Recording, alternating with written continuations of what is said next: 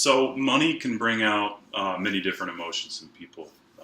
People that maybe have won money or are rich can be happy. People that don't have enough money or maybe in poor and poverty can be sad. And it's really no different in politics. Money plays a huge, huge role in everyday politics. In fact, Washington, D.C. is influenced every day by lobbyists that are trying to push their special interests in an effort to make politicians make decisions that will help them. Oftentimes, campaigns are funded by lobbyists that also want to elect officials to push their appropriate agenda. It's really no different with some of Donald Trump's agenda, but his is geared more towards keeping jobs, trying to stop companies from leaving America. He wants to keep business in America. He's always been a businessman, and that seems to be his passion. One thing he's done in an effort to keep some of the business in America and drive the United States economy is to place tariffs on imported goods from other countries, one specifically being China. And as a result of these tariffs and new trade policies against China, that China is trying to impact the upcoming November 6th elections. In an effort to understand how we got to this point, first we need to explain what his motivation for putting the tariffs in place were, now what he's accusing China of, and then China's reaction. Donald Trump's campaign message was clear: make America great again, keep jobs in America.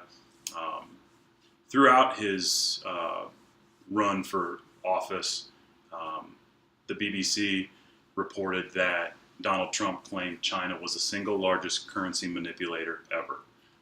CNN also reported that once Donald Trump put tariffs in place, they were going to apply to over half of what China sells into the United States. So early into his tenure, earlier this year, Donald Trump put in place tariffs on China, which essentially taxes any good up to 25% on what they sell in the United States. So over half of what they sell in the United States is taxed, which plays a heavy impact on their ability to do business in the United States. In turn, drives more people to buy American-made product. Now that we understand the reason for the existing friction between the United States and China, it will help us understand what Donald Trump is accusing China of. The New York Times reported in September that President Trump, while addressing the United Nations, reported that China was trying to damage his political standing.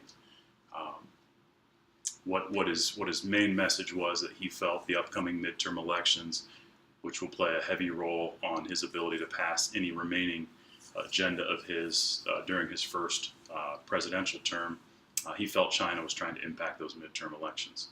Really, the only evidence he had to point to was a paid advertisement in the Des Moines Register by the Chinese government, which was essentially just bashing his new trade laws against China. Facebook and Twitter both came out in quite the opposite that they did when some of the Russian stuff was going on. In the previous presidential election, they came out and said they showed no activity of the Chinese trying to do the same thing that the Russians did. So they both denied it. So it kind of remains to be seen what impact the Chinese will have, as there's still a couple weeks until the November 6th midterm elections.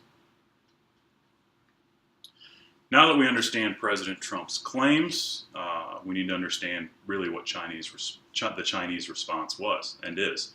China has had the luxury of selling product much cheaper than American-made product for years, something that they took full advantage of heavily. And now that that's gone, obviously they are upset and challenged with that.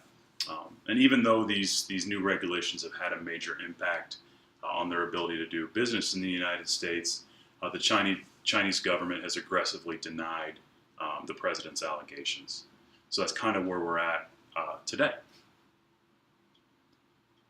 So again, we've learned that President Trump, early in his presidential term, announced tariffs, put tariffs into place against the Chinese. Has since claimed that the Chinese are meddling with his presidency and really the November 6th elections, and they aggressively deny those accusations. So at the end of the day, really, it's all about money. And until both countries feel they're in the best spot financially, there will probably still and continue to be a negative dialogue. And it may take a new administration until the Chinese feels that they're in a good spot in doing business and trading with the United States. But we always know that with President Trump, breaking news could be a tweet away. Thank you.